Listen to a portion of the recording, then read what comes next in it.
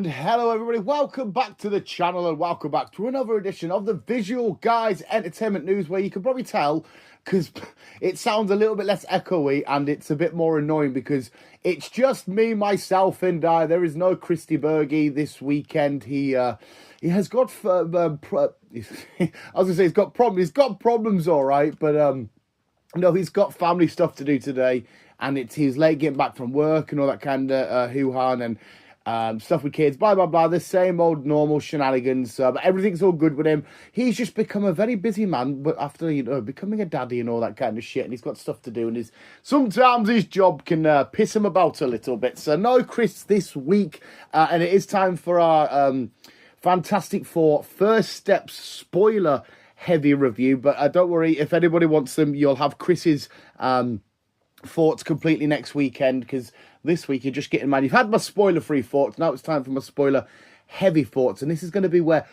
I still have that thing, right?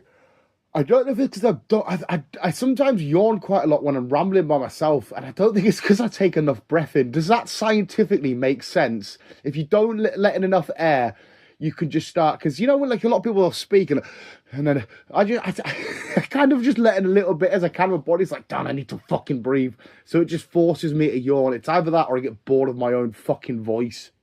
Because it's a solo edition, it's my girlfriend can twine at me because she twined the other day. Well, not a twine. She took the piss. Yeah, it's fine when she takes the piss out of me, but I can't take the piss out of her. No, hurt her fucking feelings. When she says, whenever you do ones on your own, you give us a weather report of how hot you are, which is true, I do. A seagull watch, yeah, which I also do as well. And there currently is no seagulls out the window at the minute. What else is that I do? That's do I mention what? Because I'm currently shiny. Fuck off, yawn! Fucking shiny hunting on Pokemon Scarlet still. I think it's as well how nice my coffee. In fact, you know what? We'll do that now, shall we? Have a quick swig of coffee. Yeah, absolutely. Well, actually, that's not beautiful. It's about 6 out of 10, but I made it myself in a bit of a rush. And I don't know why I was rushing, because I'm currently in the house on my own as well, which is freaky as fuck. I'm not somebody that gets scared easy, but I am someone that gets scared very easy. I'm shiny hunting Duraludon at the minute, and it's fucking annoying, because you've got to look for the plain top, isn't it? There's two of them surrounding me. You don't want it to have the little red bit at the top. But yeah, I'm on my own at the minute. It's SummerSlam weekend. Cannot fucking wait for it. And hopefully everything sounds a little bit better. I do have a new mic. I did some tests with it though, and none of it sounded different. It all sounded exactly the same. Still just sounds fucking horrendous. So hopefully, I don't know, maybe when it gets uploaded and shit, the quality's half decent. I don't know. But anyway, yeah, I'm on my own. SummerSlam weekend. Cannot wait for that. We're sat chilling. We're relaxed. We've got our coffee. We've got Pokemon on. Let's quickly. I'll tell you what, actually, before we do the spoiler heavy review, let's quick shout out to Spider-Man. We got our little tease ready for. They announced it on Spider-Man Day. A look at the new. Well, kind of a look. We got the epitome of a tease. If you were going to go have a bit of fun time with your girlfriend or your boyfriend, and your girlfriend might show a little bit of tata, might show some of them little whamps, as I like to call them, some of them little whamps, just show a little bit of that tit. And if your boyfriend was just to show you, I don't know, ever just a little bit of shaft, just tease us with a little bit of shaft. That's what we got, basically. We got a little bit of shoulder, a little bit of the symbol, and then that was pretty much it. And that was enough for me to be like, you've just edged me so much there, and you're not going to finish us off. That's how it was anyway. But yeah, we got a little teaser of that. We know they're filming up in Glasgow, which is fucking awesome. I might have to go up there and Chris might have went past it. That might have been why he was late with traffic-wise and shit, because Spider-Man fucking you can't be mad at that. If it's Spider-Man holding you up, you'd be fucking, I don't really give a shit. I was held up because they were shooting a film which I'm going to watch and hopefully really enjoy. Dan's going to enjoy as well anyway. But yeah, anyway, we got their little teaser look and shenanigans of Spider-Man. Swear to God, just give me one fuck. We've had a shiny which enhances dragons. But there's no fucking Duraludon. Well, there's loads of Duraludons, but no shinies. But anyway, Fantastic Four First Steps. If you don't want to be spoiled, switch off now. That's right, my only viewer that I've got. Hi, girlfriend. She's probably still here just out of sheer support. Thank you for the support, for, helping us out. But yeah, it's Fantastic Four First Steps. Out, done, dusted. I've seen it a god-awful amount of times. And every viewing, I'm going to be honest, I just fell in love with it even more. It just, every time I watch it, because visually, I know a lot of people have been saying this as well, visually, it really is a gorgeous film to look at. It's one of the best. I don't know if it's recency bias, but currently, never fucking yay! As it stands, currently, is that a shiny solosis? No, it's a regular one. Are your hands usually purple, you fucking little fucking twat? What was I saying for fucking first steps? Yeah, I don't know if it's recency bias, but it is a really, really, really gorgeous film to look at. The stuff that we get to see in space, where the Fantastic Four are hunting down Galactus and chasing after the Silver Surfer. They managed to hunt her down because of, like, they can track where she'd been, where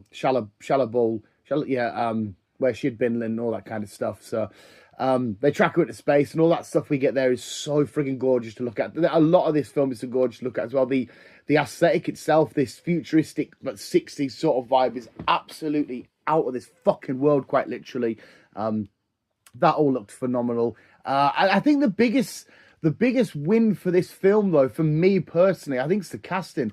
I think the casting was on point. There was a little bit about me definitely being like, oh, is Joseph Quinn going to be able to play this sort of kind of bad boy, Johnny Storm, ladies man thing?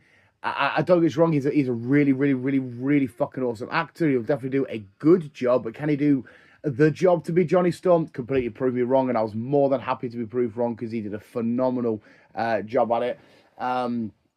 Pedro Pascal, regardless of whatever controversies are going on and what people are saying about him, until the day it turns out that he's actually done something extremely wrong, I'm going to forever love that man. Did I contradict myself there? Yeah, till he's done something wrong and it's proven, I'm still going to ever... Fuck off, Dan. I loved him as Mr. Fantastic. We have Vanessa Kirby, of course, as... fuck me, I should stop trying to multitask. I should realise that I'm shit at it. We have Vanessa Kirby as our Invisible Woman, who was phenomenal. I had maybe one of my favourite scenes of the year. It's definitely more than likely going to be in the top few of my favourite moments of the year when we come to do our end of year podcast anyway. Yeah, I'm on about the scene where she's pushing back Galactus to try and save Franklin and stuff, and it's just gorgeous. And you really, really felt that sort of mother-child sort of instinct, and she's willing to push back this fucking, basically a god from the heavens, this devourer of worlds, in Galactus, pushing her back and stuff. Absolutely beautiful to watch. You get Richie. His name's not Richie, but I can't fucking say his name, but it's Richie from The Bear, as a thing who embodied so many aspects of The Bear. More of the human... All right, dog, calm down. More, don't start barking late at night when it's fucking just me in the house. I'm going to get freaked out. Who really embodied more of the human side of the thing, not just the big, it's clobbering time. Obviously, one of the running gags is he doesn't want to say that the clobbering time until eventually later on in the film. He does say it's clobbering time. And it's fucking awesome when he gets to say it as well, because he gets to sling through and smash into Galactus as Galactus is trying to... rip Pedro Pascal in half. That's for me to do, not for you, sir. But yeah, I can't even... Jeremy Irons, is it? No, the guy that voiced Galactus, who talks, like, go to the pub. He was fucking beautiful as Galactus. He really, once again, you felt the embodiment of this colossal creature, this colossal being inside of his voice. He did a phenomenal job at that. Julie Garner, who was... And coincidentally, because the next film is... Weapons, the new horror film, which looks great. That new little teaser we got freaked me the fuck out. But that's Josh Brolin, that's Julie Garner. Is it Benedict Wong? But basically Wong from Doctor Strange, Thanos, and now the Silver Surfer are all going to be in that film, which is fucking awesome to see. A little Marvel meet up. But she was also great as Silver Surfer, who I really enjoyed. And again, a lot of people beforehand, why is Silver Surfer a girl? Why is he a girl? Seen it, been there, done that. We've had girls Silver Surfer shit in my lifetime. It's not something they're trying to force down on X or do new. We've seen it before, and I'm happy we got it. But yeah, the casting was absolutely on point, and the story itself was absolutely just, again, phenomenal. It was a nice, simple case of the Fantastic Four are here. We get a beautiful montage at the start of them fighting different villains and shit. Did not expect to see Mole Man. I don't know if that was leaked anywhere or announced anywhere before the film came out. I was not having a Mole Man MCU appearance on my bingo card, but if you had it on yours, then you fucking definitely ticked one. Do you tick shit off in bingo? It's been years since I played bingo. People say it's fun though, so maybe I should go back and do it. You can go tick that off and whatnot. Because we do see Mole Man, we see so many. We get a little this end credit sequence, which is funny because my third time watching it. Sorry, I was sat next to Chris, and there's loads of people waiting for the last credit scene, and I was like, so many people are gonna be disappointed here. And there was so many. Oh, what the fuck? Oh, we waited for that, and I was like, oh, it's fucking beautiful. But it's just like a nice little fun to the animated TV series that's inside of the. Oh no, it's still red. Fuck's sake, man! The way that the light works in Scarlet, fucking Violet does your head in. What am I saying? Shouldn't be fucking doing this, get myself distracted. But yeah, it opens up a nice little montage. The Guns, the Fantastic Four have been around for 4 years, saving the day. But then all of a sudden, after we find out that Mrs. and Mr. and Mrs. Fantastic, Invisible Woman and Mr. Fantastic are gonna have Franklin, that she is pregnant with child. But then the Silver Surfer comes, marks. We get the whole "I herald your end, I herald his beginning." I herald, girl, fucking, oh, beautiful. I'm not sure if I said it the right way there, but fuck it. And then it's a case of, okay, who is this Galactus? What's this all about? Let's go find her. Find Galactus. Shit, right? Well, now we've pissed him off because he wants our kid, and we ain't giving him our kid. And then away we go, and it's about, okay, he's on his way to Earth. How do we prevent the Earth from being destroyed and saving all these lives? And like I said, a nice, simple, beautiful little plot. The stuff that people are having a little bit of a go about, like it's kind of silly expecting Galactus just to walk over this line and be sucked into a portal, because the original plan, Reed's got like a little teleportation device, and he wants to send the Earth into a different part of, like, you know, the universe or whatever. And for a split second as well, I thought, is this how we're going to get Fantastic Four over to our Earth? Maybe it goes a bit fucked up and they send them through the multiverse and they end up near where our main timeline is and stuff like that. But no, it doesn't happen. They don't have to do it in the end because they managed to send Galactus. Feels like Galactus is always getting chucked through a portal of some kind, through the comics or the TV show and shit. It feels like he's always getting chucked through some kind of... I know he's a big bastard. He's a nightmare to get rid of and shit, but it just feels like that's always what's happening to him and stuff. But our main man, Galactus, he gets chucked through the port at the end, done dusted, with a little bit of help of our beloved Silver Surfer, who Johnny's about to sacrifice himself to push him in. She pushes him out the way because they have like a little relationship. He manages to show a bit more intelligence in this, instead of just being like, hey, I'm sexy and girls love me, blah, blah, blah. He gets to show a bit of intelligence and breaking down her language and trying to figure out what phrases he can to eventually have a conversation with her, and he works out a bit of her history and where she's come from and all this kind of destruction she's done on behalf of Galactus. And he kind of sways her by kind of like making her feel guilty for all the lives that she's, I guess, inadvertently cost. Is it inadvertently? But she's guided Galactus there, but she needed to because it's part of the deal, or else he'd go back and destroy her world. But he helps her out. Oh my God. And then she helps him out by, instead of letting him sacrifice himself, she sacrifices herself. Chances are we will see these two again. Galactus isn't dead or anything like that. Neither is the Silver Surfer. They're just pushed somewhere in the vastness of space and shit like that. But yeah, it's like I said, it was super enjoyable. One or two little funny moments. This film was never going to be funny, but there is one or two little moments that do make you chuckle. But it was very warming and it was very endearing. They really did feel like an actual, genuine little family all together. Johnny and Sue being brother and sister, and Ben and Reed being best friends and shit. And then the involvement of Franklin, I can't wait to see how that develops. We all know how powerful Franklin is. He's literally created universes from his like dreams and shit before. The kid's unbelievably powerful. And we get the end credit scene with, of course, Victor Von Doom ready to I'm assumed take Franklin to help traverse through the multiverse or create a universe, or just to help take control or some shit like that. But we get Doctor Doom and Sue Storm ready to take him on for trying to kidnap her little baby boy. But yeah, the film was absolutely gorgeous. It was fucking visually just so great to look at. It was well acted. It was well written. It was a beautiful story to get behind. It felt as well, very much to me anyway, it really did feel like a kind of like how Superman was for Superman.